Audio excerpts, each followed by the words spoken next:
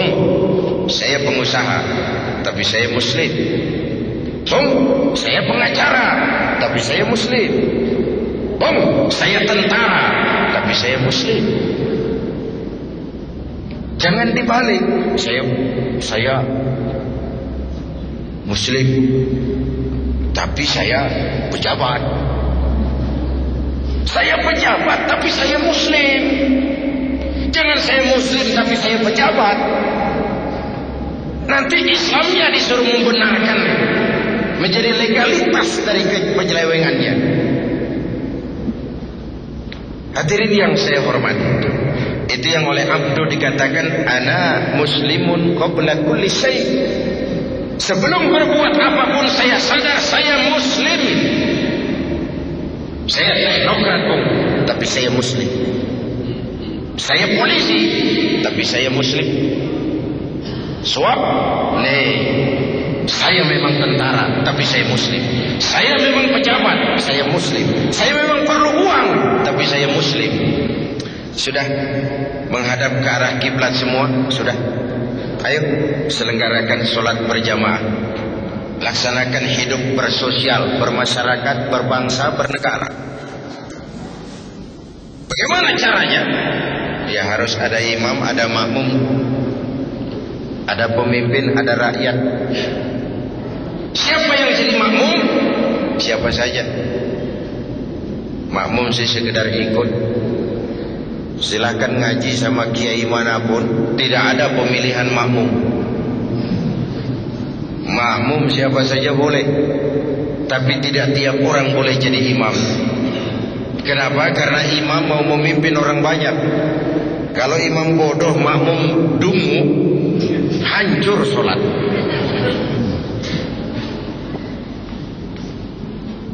Begitulah mekanisme kehidupan bermasyarakat, berbangsa, bernegara. Jadi pesan ketiga, berjuanglah sebagaimana harusnya, tapi jangan lupa sandaran vertikal. Minta tolong kepada Allah. Berusaha, bekerja, jangan menunggu keajaiban. Karena memang nama ababil adalah keajaiban. Bagaimana burung dengan melontarkan batu menghancurkan Abrahat dengan pasukan gajahnya yang luar biasa itu. Lalu Allah sendiri berjanji, in tansurullaha yansurkum. Jikalau kamu menolong agama ini, Allah akan menolong kamu. Wa yusabbit lakum wa yusabbit aqdamakum. Allah akan kokohkan pendirian kamu. Bersikap istiqamah. Jadi pertama, jadikan iman sebagai landasan perjuangan. Yang kedua, tetap teguh menjaga kebersamaan. Dan yang ketiga, perkuat sandaran vertikal kepada Allah Subhanahu wa ta'ala. Kalau hidup sudah mulai kita gantungkan kepada manusia, bersiaplah untuk kecewa. Bersiaplah untuk kecewa. Ibu bapak hadirin yang saya hormati, oleh karena itu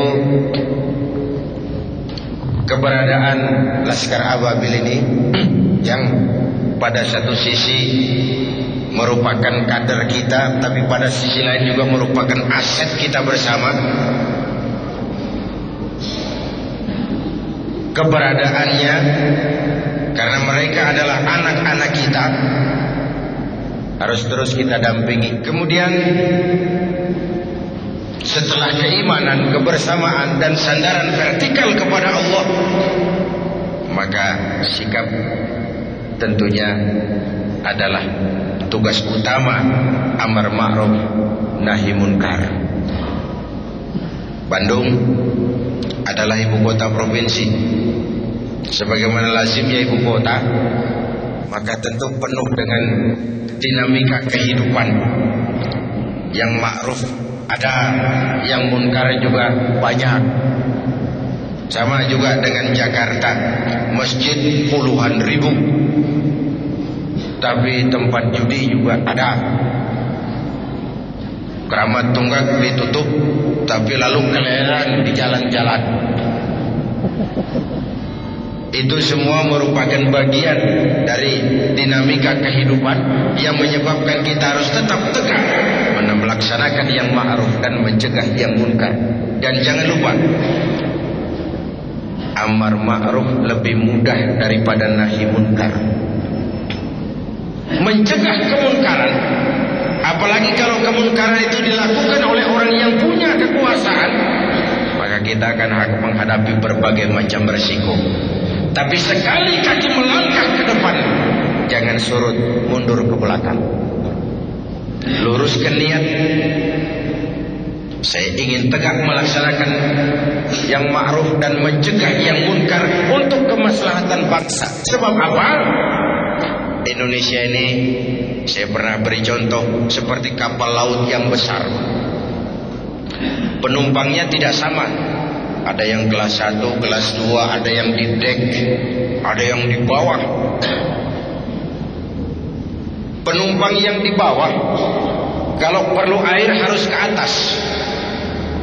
Tiba-tiba dia berpikir, kenapa jauh-jauh ke atas, air cuma dibatasi dinding kapal. Saya bor saja kapal ini. Nanti air masuk, dan ini kamar-kamar saya. Sudah saya bayar dengan uang saya, yang ngebor juga saya, orang lain jangan ikut campur. Kalau dibiarkan dinding kapal dibor, bocor kapal, air mulai masuk. Mula-mula sedikit, makin lama makin banyak makin sulit dikendalikan. Akhirnya kapal oleng, miring, lalu tenggelam. Saya tanya, kalau kapal tenggelam, apa yang mati cuma yang ngebor kapal saja? Seluruh penumpang kapal ikut tenggelam karena satu orang ngebor. Indonesia ini kapal besar, korupsi ngebor, maksiat, munkarat, kebatilan, kezaliman ngebor kapal. Kalau kapal tenggelam, seluruhnya akan ikut binasa. Begitulah Indonesia kita. Kan kadang-kadang ada orang nih, sudahlah kamu jangan main judi, biar saja. Yang judi saya, pakai uang saya, mainnya di rumah saya. Kenapa kamu pusing? Yang mabuk saya, yang beli minuman saya, mabuknya di rumah saya. Urusan apa dengan kamu?